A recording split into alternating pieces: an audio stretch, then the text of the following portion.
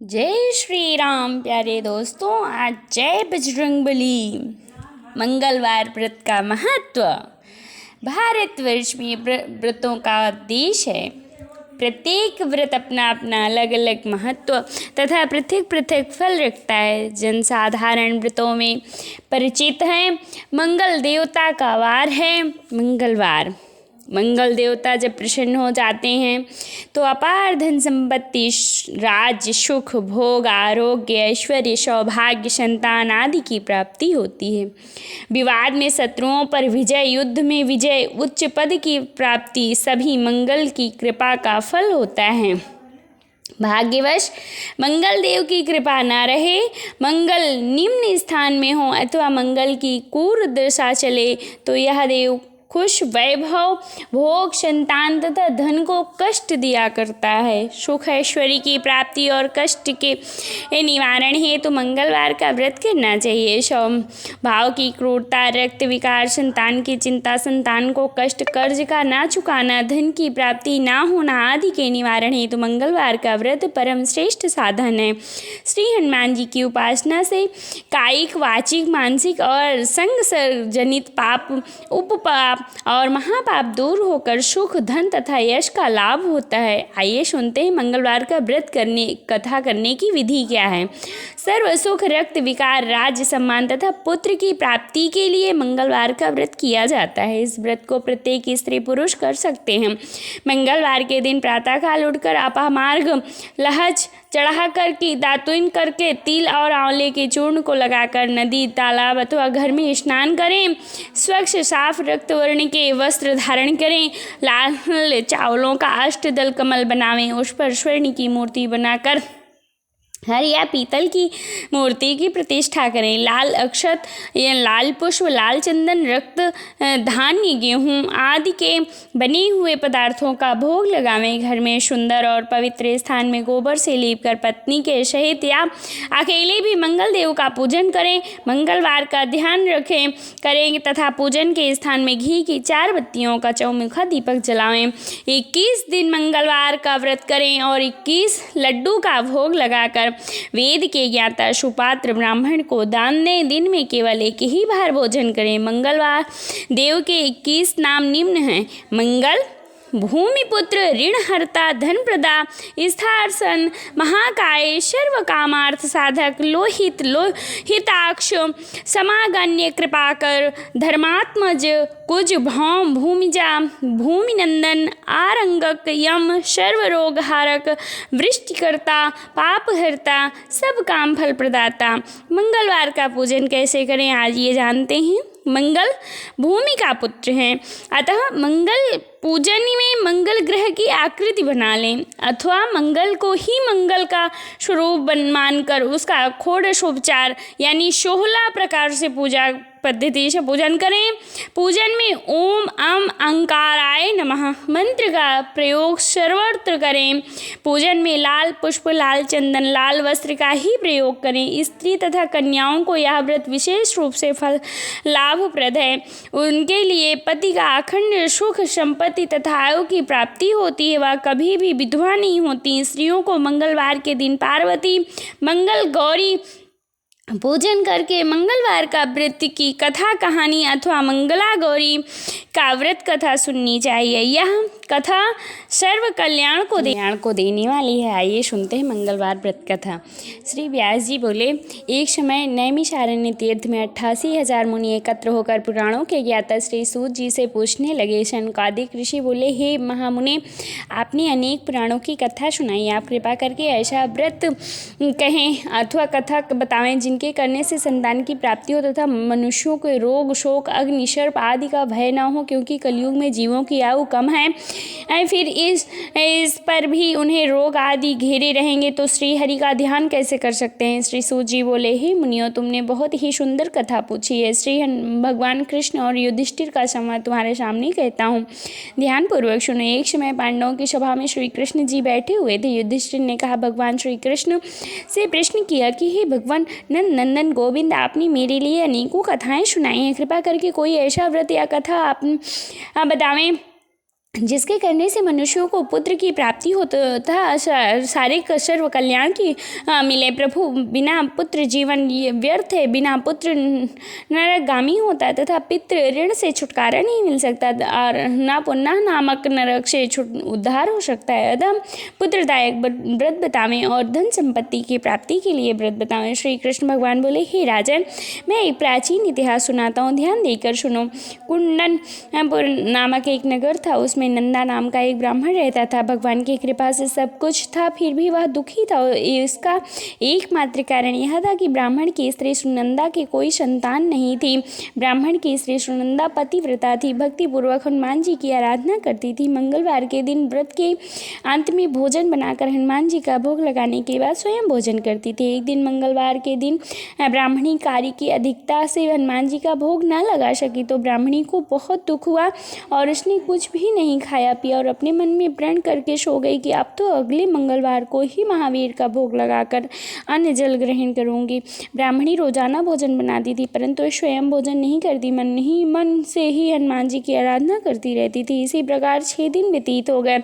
ब्राह्मणी सुनंदा अपने निश्चय के अनुसार भूखी प्यासी रही। मंगलवार को सुनंदा प्रातःकाल ही मूर्छित होकर गिर पड़ी। उसी भक्ति के प्रभाव से हनुमान जी प्रसन्न हो गए। प्रकट होकर बोले, मैं तेरी भक्ति से प्रसन्न हूँ, तू वर मांग। सुनंदा बोली, प्रभु, मेरे कोई संतान नहीं है, कृपा करके पुत्र और वह कन्या प्रदान करें, आपकी अति कृपा होगी। श्री महावीर जी बोले, तेरी इच्छा पूर्ण होगी, तेरी एक कन्या पैदा होगी और उसके अष्टांग रोज सोना दिया करेगी।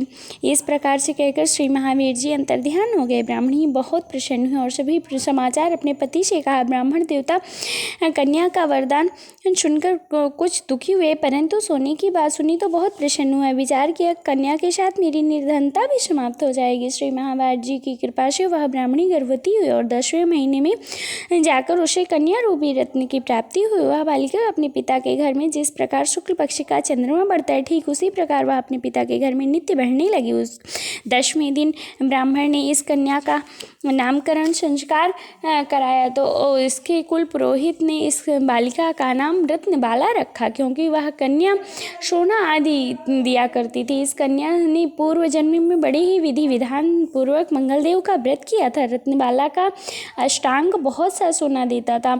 इस सोने से वह ब्राह्मण देवता भी बहुत धनवान हो गए, जिससे वह नंदा ब्राह्मण को बहुत ही मद और अभिमान हो गया। सुनंदा ने देखा कि उसकी पुत्री विवाह के योग्य हो गई और वह अपने पति ब्राह्मण देवता को अत्यंत प्रसन्न देखकर बोली कि पुत्री रत्नबाला की विवाह योग्य हो गई है, अतः आप कोई सुंदर तथा योग्य वर देखकर विवाह कर देवें, क्योंकि शास्त्रों की आज्ञा है कि 8 वर्ष में गौरी और 9 वर्ष में रोहिणी, 10 वर्ष तक कन्या, इसके बाद रजस्वला संज्ञा हो जाती हैं। गौरी के दान से पाताल लोक की प्राप्ति होती है, रोहिणी के दान से वैकुंठ की प्राप्ति हो, कन्या के दान से लोक में सुखों की प्राप्ति होती है। अगर ये पतिदेव रसज्वाला का दान किया जाता है तो रौरक या नरक की प्राप्ति होती है। ब्राह्मण बोले, अभी तो रत्न वाली 10 ही वर्ष की है और देख मैंने तो 16 साल की कन्याओं के विवाह कराए हैं, अभी जल्दी ही क्या है। ब्राह्मणी बोले, आपको तो लोभ अधिक हो गया, अगर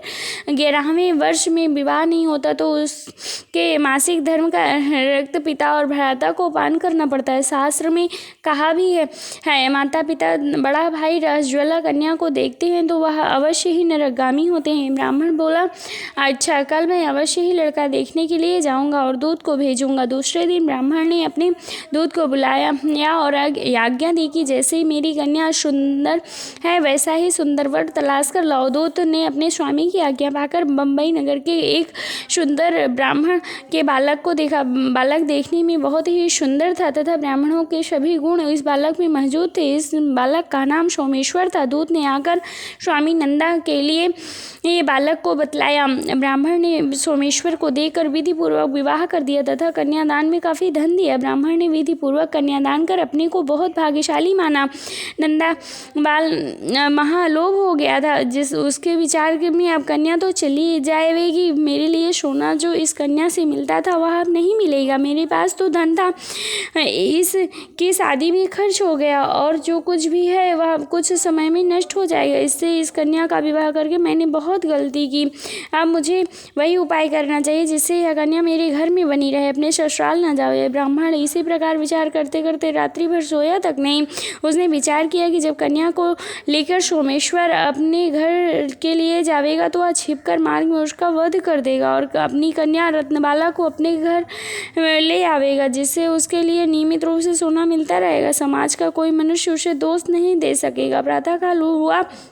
नंदा और सुनंदा ने जमाई तथा लड़की को खूब धन देकर विदा किया। सोमेश्वर अपनी पत्नी रत्नबाला को ससुराल से अपने घर ले चलने के लिए तैयार हो गया। बालक ब्राह्मण नंदा महालोभ के वशीभूत होकर मार्ग में छिपा हुआ था और जमाई को मारकर रत्नबाला को फिर से अपने घर ले आया जावे, जिससे उसे अष्टांग सोना मिलता रहे, वह कभी निर्धन न हो जावे। नंदा ने अवसर पाकर सोमेश्वर का वध कर दिया और अपनी लड़की रत्नबाला के पास जाकर बोला कि हे पुत्री, मार्ग में लुटेरों ने तेरे पति का वध कर दिया है, अब तू घर चल, वहाँ पर ही रहकर अपने शेष जीवन को व्यतीत करना। भगवान की इच्छा के आगे किसी को वश नहीं चलता, उसे जो अच्छा लगता है वही करता है। और बेटी, जो भाग्य में लिखा वही होगा, इसमें किसी का कोई दोष वश नहीं चलता है। अपने पिता के द्वारा अपने पति की मृत्यु का समाचार सुनकर रत्नबाला बहुत दुखी हुई और अनेकों प्रकार से रुदन करने लगी और अपने पिता से बोली, पिताजी,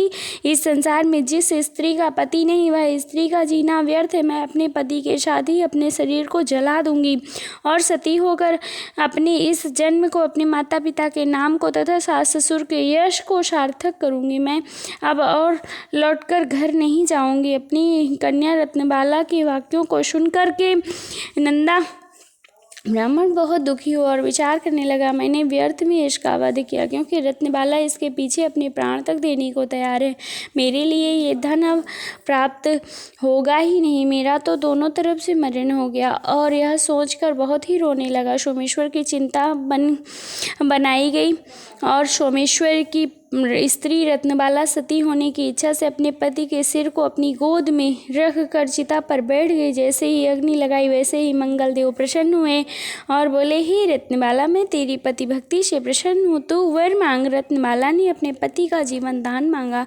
मंगलदेव बोले, रत्नबाला, तेरा पति अजर अमर है और महाविद्वान हो जाएगा, और भी जो कुछ तेरी इच्छा हो वर मांग। रत्नबाला बोली, हे ग्रहों के स्वामी, यदि आप मुझ पर प्रसन्न हैं तो मुझे यह वर दीजिए कि जो आपका मंगलवार के दिन प्रातःकाल लाल पुष्प लाल चंदन से पूजन कर आपका स्मरण करे, उसके रोग और व्याधि कभी ना होए, उसका स्वजनों से कभी भी वियोग ना हो और सर्प अग्नि और शत्रुओं का भय न रहे। जो स्त्री मंगलवार का व्रत करे वह कभी विधवा ना हो, अनेक पुत्र और पौत्रों की प्राप्ति हो। मंगलदेव तथास्तु कहकर अंतर ध्यान हो गए। सोमेश्वर मंगलदेव की कृपा से जीवित हो गया।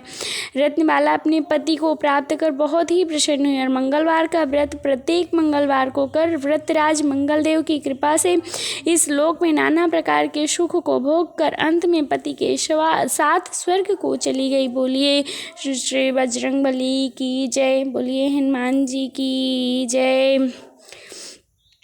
तुलित बलिधामं हेमशैलावदेहं धनुजबन्नि कृशानं ज्ञानिनामग्रगण्यं सकलगुणनिधानं वानराणामधीशं रघुपतिप्रियभक्तं वातजातं नमामि। मंगलमूर्ति मारुतनंदन सकल अमंगल मूल निकंदनम पवन तनय संतन हितकारी हृदय विराजत अवधि बिहारी। मातु पिता गुरु गणपति शारद शिवा समेत शंभु सुख नारद चरण बंदि बिनौ सब काहू देहु राम पद नेहि निबाहु। बंदहु राम लखन बेदेहि जो तुलसी के परम स्नेही। बोलिए हनुमान जी की जय। मंगलवार भगवान की जय। सभी को सत्य पर विजय दिलाने के लिए श्री हनुमान जी की जय। सभी डर को दूर करने वाले हनुमान जी की जय। बोलिए हनुमान जी की जय। चलिए आइए हनुमान जी की आरती करते हैं। दीपक जलाएं, आरती शुरू करते हैं। श्री गणेश जी की जय। आरती की जय हनुमान लला की, दुष्टि दलनी रघुनाथ कला की। जाके बल से गिरिवर कांपे, रोग दोष जाके निकट न झांके। अंजनी पुत्र महाबलिदाई, संतन के प्रभु सदा सहाई। देवी रघुनाथ पठाए, लंका जारी सिया सुदिलाए। लंका सुकोटि समुद्र सिखाए, जाते पवन सुत बारी न लाई। लंका जारी असुर संहारे, सिया राम जी के काज समारे। लक्ष्मण मूर्छित पड़े सकारे, आनी सजीवनी प्राणी उबारे। पैठी पताल तोरे जमिकारे, यही रावण की भुजा उखारे। बाई भुजा असुर दल मारे, दहिनी भुजा संत जन तारे। सुर नर मुनि सब आरती उतारे, जय जय जय हनुमान जी उचारे। कंचन थारी कपूर लो छाई, आरती करते अंजना माई। जो हनुमान जी की आरती गावे, बस बैकुंठ परम पद पावे। लंका विध्वंस की ओर घुराई, तुलसीदास स्वामी की आरती गाए। बोलिए हनुमान जी की जय, श्री राम भगवान की जय। सभी स्वस्थ रहें, सभी का कल्याण हो। जय।